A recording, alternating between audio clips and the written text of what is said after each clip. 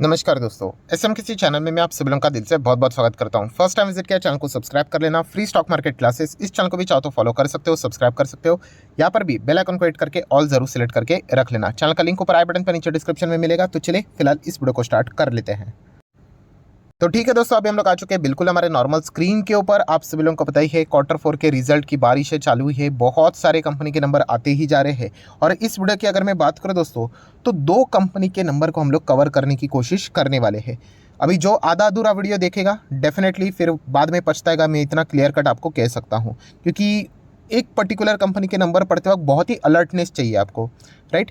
सो यहाँ पे अगर मैं बात करूँ, 2 ऐसे कंपनी से जहाँ पे हम कह सकते हैं उनके नंबर्स बहुत ही ख़राब हम लोग को देखने को मिल रहे हैं, राइट। उसमें से एक कंपनी तो हम लोग कह सकते हैं कि हाँ, उसके नंबर जेन्युइनली ख़राब है। बट सेकेंड कंपनी की अगर हम लोग बात करें दोस्तों, तो पिक्चर कुछ और ही है। और वो पिक्चर क्या है तो वही मैं आप लोगों के सामने रखूँगा। तो चलिए एक एक कंपनी को कवर कर लेते हैं। सबसे पहले शुरुआत करेंगे टेक महिंद्रा के साथ। सो टेक महिंद्रा हम सभी लोगों को पता ही है, आईटी सेक्टर की दिग्गज कंपनी, जो कि एक ज़माने में टॉप 5 में आती थी, अभी नहीं, अभी नंबर 6 आ गई just because of L&T infotech Mindtree के एंट्री के कारण, ठीक है। सो अगर हम लोग बात करें अच्छी बात कौन सी है टेक महिंद्रा के शेयर होल्डर के लिए, कि 32 रुपये का डिविडेंड दिया है। सो एज यूजुअल जैसे मैंने हमेशा आप लोगों को चीज़ें बताई है कि ब्लू चिप कंपनियां जो होती है, या फिर आप चाहो तो लार्ज कैप जो कंपनियां होती है आईटी सेक्टर में, हमेशा मैंने आप लोगों को कहा है कि नंबर 1 आप चाहो तो टीसीएस को कंसिडर कर सकते हो, देन इन्फोसिस को आप चाहो तो पकड़ सकते हो, देन एचसीएल टेक को आप चाहो तो कंसिडर कर सकते हो। फोर्थ अभी एल&टी इन्फोटेक माइंडट्री आ गई है, ठीक है। अब पहले हम लोग इसका बात नहीं करते थे क्योंकि अभी ये मर्जर के बाद उतनी बड़ी बनी है, वरना ये दोनों मिड कैप थे। सो इसलिए फोर्थ हम लोग हमेशा टेक महिंद्रा की बात करते थे। एंड फिफ्थ नंबर पे विप्रो, राइट। सो जैसे हमेशा कहता था कि ये 3 कंपनी ठीक लगती है, टीसीएस, इन्फोसिस, एचसीएल टेक। बाकी जो दोनों कंपनियां हैं, कौन सी, एक विप्रो एंड टेक महिंद्रा, भयंकर स्लो चलते हैं। ये मैं बोल बोल के थक चुका हूँ, बट आपको पता ही है बहुत सारे लोग जो शॉर्टकट मारते हैं वो बाद में अटक जाते हैं एंड फिर रिसर्च करना शुरू कर देते हैं। सो इसीलिए कहना चाहूँगा कि इन 2 कंपनीज़ में भयंकर पेशेंस लगता है, स्लो चलते हैं। एंड टेक महिंद्रा में तो भयंकर पेशेंस के साथ साथ ज़्यादा कुछ रिवॉर्ड भी नहीं मिलता। मतलब विप्रो ने तो लोगों को करोड़पति अरबोपति बना के रखा हुआ है बोनस दे देकर, ठीक है। बट टेक महिंद्रा की स्टोरी इतनी कुछ खास नहीं है। एंड आज की स्टोरी की भी बात करें दोस्तों, तो इतनी कुछ खास नहीं है। मतलब अगर हम लोग देखेंगे मार्च दिसंबर मार्च का सीक्वेंस है, ठीक है। एंड अगर हम लोग टोटल इनकम की बात करें 140, लगभग 139, 124, मतलब ईयरली इनकम अच्छा है। क्वार्टरली भी चलो थोड़ा बहुत जंप नज़र आ रहा है। देन हम लोग बात करेंगे टोटल एक्सपेंसेस, तो 124, 122, 105। सो इनकम से खर्चा हटा देंगे तो प्रॉफिट मिलेगा या फिर लॉस, तो डेफिनेटली लॉस की तो कोई गुंजाइश नहीं है, कंपनी प्रॉफिटेबल ही है। तो कितना है प्रॉफिट कंपनी का, तो आप देख सकते हैं 15,299 यह है प्रॉफिट। लास्ट टाइम कितना था, 17,800 के रेंज के आसपास। और उसके पहले 1 साल पहले कितना था, समवेयर अराउंड 18,688 लाइक दैट। सो 18,688 कितना हो गया, 15,300, राउंडेड ही बोल लेते हैं। एंड पिछले महीने में कितना था, पिछले महीने मतलब पिछले क्वार्टर के हिसाब से 17,800, अभी कितना हो गया 15,300। तो प्रॉफिटेबिलिटी में टेक महिंद्रा में ज़बरदस्त हम लोग को खराब परफॉर्मेंस साफ साफ देखने को यहाँ पे मिल रहा है, राइट। देन अगर हम लोग बात करेंगे, कहानी खत्म नहीं होती, फिर एडजस्टमेंट स्टार्ट हो जाती है, टैक्सेशन सारी चीज़ें हो जाती है। एंड फाइनल प्रॉफिट की अगर हम लोग यहाँ पे बात करें तो वो कितना है 11,250। उसके पहले कितना था, 3 महीने पहले 12,850 रफली।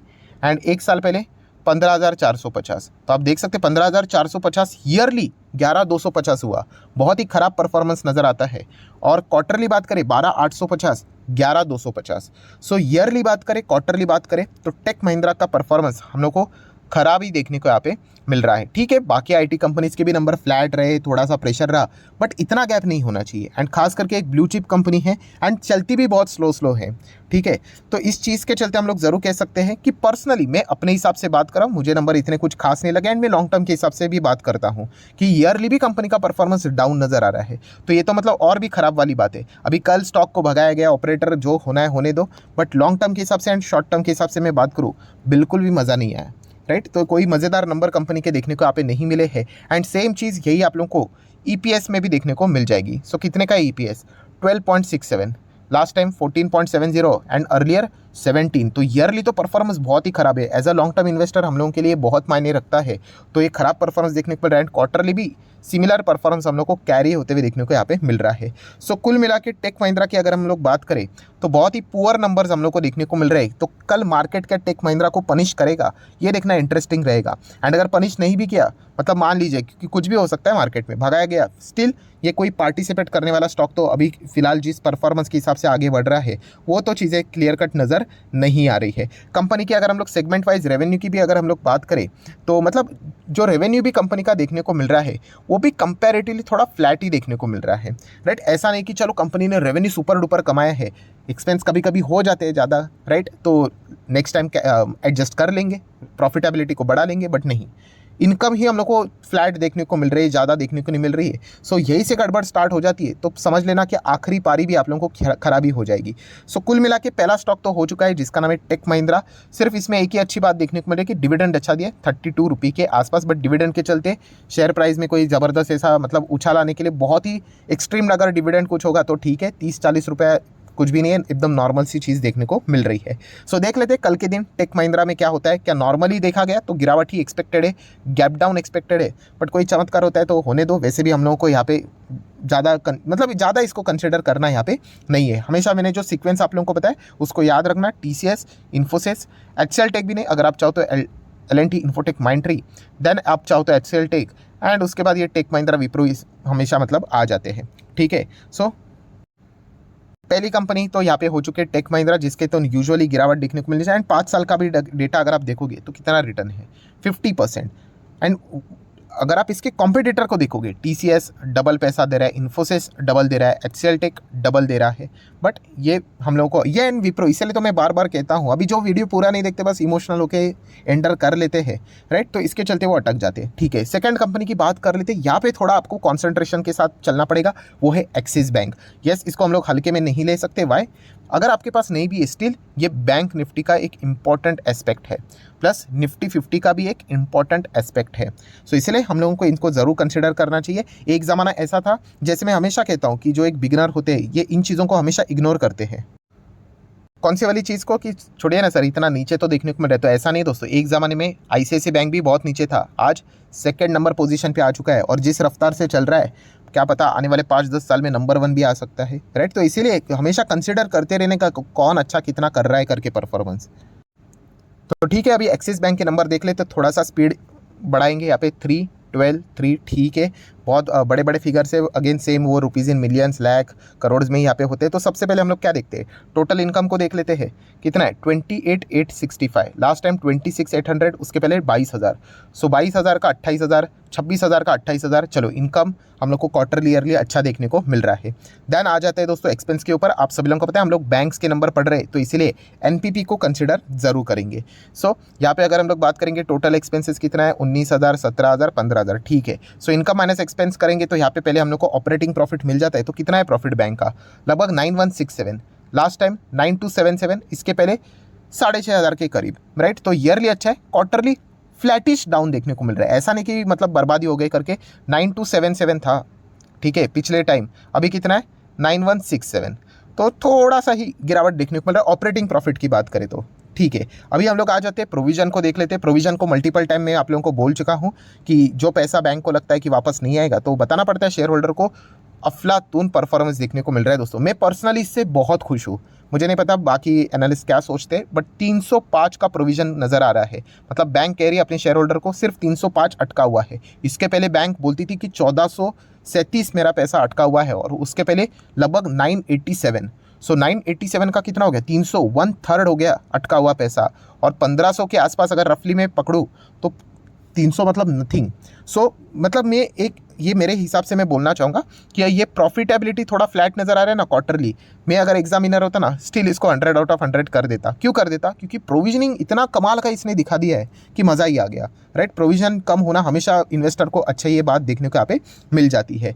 सो प्रोविजन मेरे साइड से तो फुल ऑफ, मतलब 100 आउट ऑफ 100 डेटा देखने को नहीं, चाहो तो आप 110 भी दे दो, ठीक है। देन आगे बढ़ लेते हैं दोस्तों। तो क्या नज़र आ रहा है कि कंपनी 3,500 के लॉस में जा रही है, राइट। अभी इतना बड़ा लॉस मतलब ऑब्वियसली एक्सेप्शनल आइटम है। कितना है, 12,500 का एक्सेप्शनल आइटम नज़र आ रहा है। अभी ये एक्सेप्शनल आइटम क्या रहेगा, ऑब्वियसली हमें पता ही है, सिटी बैंक जो इन्होंने खरीदी है, सो उसके लिए तो पेमेंट करना पड़ेगा, तो ये वन टाइम एडजस्टमेंट है, तो इसके चलते ये गिरावट हम लोग को नज़र आ रही है। इसलिए मैं हमेशा कहता हूँ कि नंबर्स को पूरा पढ़ना यहाँ पे आना चाहिए। अगर हम लोग ऊपर ऊपर से देखेंगे सिर्फ प्रॉफिटेबिलिटी क्या है, तो लगेगा अरे प्रॉफिट इतना लॉस में चला गया, अब तो बैंड ही बजेगी करके। तो ऐसा बिल्कुल भी नहीं है, ये एक्सेप्शनल आइटम है। ये रोज़ रोज़ थोड़ी ना सिटी बैंक खरीदेंगे, सिर्फ इसी क्वार्टर में देखने को मिल रहा है, उसका पेमेंट हो गया। नोट नंबर 5 रिफर करना, कंपनी ने पूरा डिटेल देखे रखा हुआ है कि कितना पेमेंट किया है, कॉस्ट क्या लगा है, A to Z फलाना फलाना चीज़ें। अभी इसके आगे क्या ही पढ़ ले हम लोग, अभी नंबर्स में ये सारी चीज़ें दिखानी पड़ती है। सो अल्टीमेटली अभी इसी का रिफ्लेक्शन आगे देखने को यहाँ पे मिल जाएगा। EPS भी क्या पढ़ ले, माइनस में ही नज़र आएगा। 18, 19, मतलब पहले 13 प्लस था, 19 प्लस था, यहाँ पे 18 माइनस नज़र आ रहा है। बट क्या है, ये ओरिजिनल पिक्चर है? बिल्कुल भी नहीं, राइट। ये थोड़ा सा एक्सेप्शनल आइटम वाला, थोड़ा सा जैसे रिलायंस कैसे नंबर पेश करता है वैसे पेश करने चाहिए, before exceptional and after exceptional, तो थोड़ा बहुत क्लियर पिक्चर हम लोगों को यहाँ पे मिल जाता है। चलिए ठीक है। सो एनपीपी की बात करें दोस्तों, प्रॉफिटेबिलिटी हो गया। प्रॉफिटेबिलिटी ईयरली अच्छा था, क्वार्टरली हल्का सा डाउन था। प्रोविजन ने तो मेरा दिल ही जीत लिया। एंड एनपीए की अगर हम लोग बात करें तो चलिए उसी के ऊपर आ जाते। तो किधर गया ग्रॉस एनपीए? तो अगर हम लोग अमाउंट की बात करें 18,600, 19,900, 21,000, तो चलिए ग्रॉस एनपीए अच्छा है। And percentage of gross NPA की अगर हम लोग बात करें तो कितना है? 2.02, 2.38, तो 2.82।